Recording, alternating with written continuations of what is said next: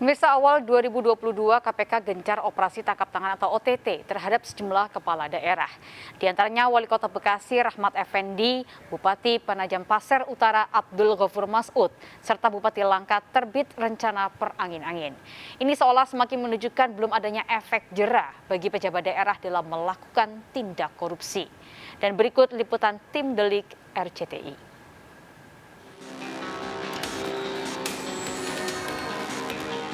Komisi Pemberantasan Korupsi atau KPK kembali melakukan operasi tangkap tangan atau OTT terhadap terbit rencana perangin-angin Bupati Kabupaten Langkat, Sumatera Utara. Kader Partai Golkar yang pernah menjabat Ketua DPRD Kabupaten Langkat periode 2014-2018 ini ditetapkan sebagai tersangka bersama dengan 5 orang lainnya. Mereka adalah Iskandar Perangin-angin, Kepala Desa Balai Kasih yang juga saudara kandung sang bupati, Marco Surya Abdi, Suhanda Citra, dan Isfi Syafitra. Sementara pemberi suap merupakan seorang kontraktor muara perangin-angin. Perkara bermula saat terbit rencana Parangin-angin dan Iskandar Parangin-angin melakukan pengaturan proyek infrastruktur tahun 2020 dengan nilai proyek 4,3 miliar rupiah. Melalui Iskandar Parangin-angin, tersangka terbit rencana Parangin-angin meminta uang suap kepada siapapun yang mau mendapat proyek. Agar bisa menjadi pemenang paket proyek pekerjaan, diduga ada permintaan persentase fee oleh saudara TRP melalui saudara ISK dengan nilai persentase 15% dari nilai proyek untuk paket pekerjaan melalui tahapan lelang dan untuk paket proyek yang dengan paket penunjukan langsung persentasenya 16,5%. Terbit rencana Parangin-angin dan kelima tersangka lainnya kini menjalani penahanan di sejumlah rutan berbeda selama 20 hari ke depan. KPK juga berhasil menangkap kader Partai Golkar lainnya yang menjadi kepala daerah dalam operasi tangkap tangan. Wali Kota Bekasi Rahmat Effendi bersama 8 ASN Kota Bekasi dan 5 orang pihak swasta ditetapkan sebagai tersangka dalam kasus suap. Kegiatan tangkap tangan yang dilakukan oleh KPK ini terkait dengan adanya dugaan korupsi, pemberian dan penerimaan sejumlah hadiah atau janji terkait dengan pengadaan barang dan jasa serta lelang jabatan di lingkungan pemerintahan Kota Bekasi. Penangkapan dilakukan penyidik KPK di sejumlah lokasi berbeda di Bekasi, Jawa Barat. Dalam pengembangan kasus, akhirnya KPK menetapkan 9 tersangka yang terbagi menjadi penerima dan pemberi suap. 5 orang penerima suap, Rahmat Effendi, M. Bunyamin, Mulyadi, Wahyudin, dan Jumhana Lutfi.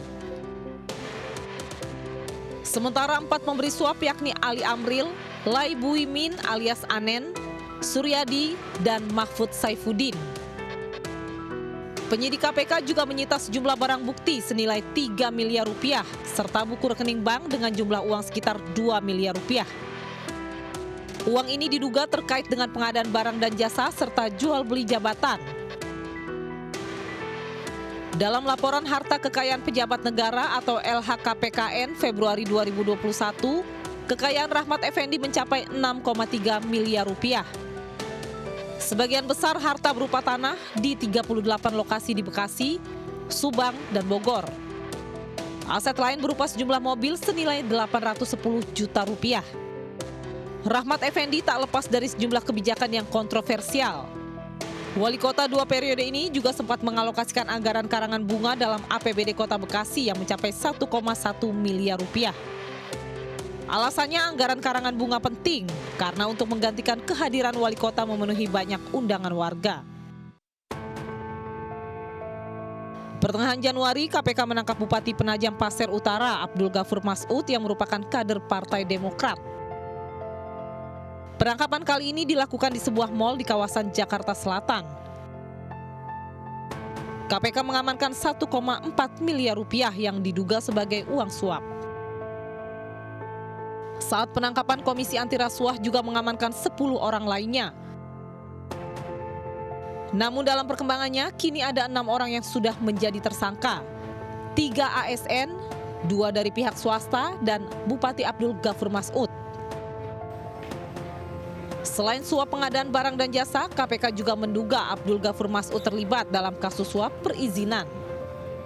Selain itu, tersangka AGM diduga juga menerima sejumlah uang atas penerbitan beberapa perizinan, antara lain perizinan untuk HGU lahan sawit di Kabupaten BPU dan perizinan bleach plant atau pemecah batu pada Dinas Pekerjaan Umum dan Tata Ruang Kabupaten BPU. Melayani rakyat rupanya bukan menjadi budaya bagi pemimpin daerah yang terjaring OTT KPK. Korupsi pengadaan barang dan jasa, suap lelang jabatan serta suap perizinan itulah budaya mereka. Melayani rakyat bukan prioritas pertama karena yang lebih utama bagi mereka adalah mengenyangkan perut dan menumpuk harta.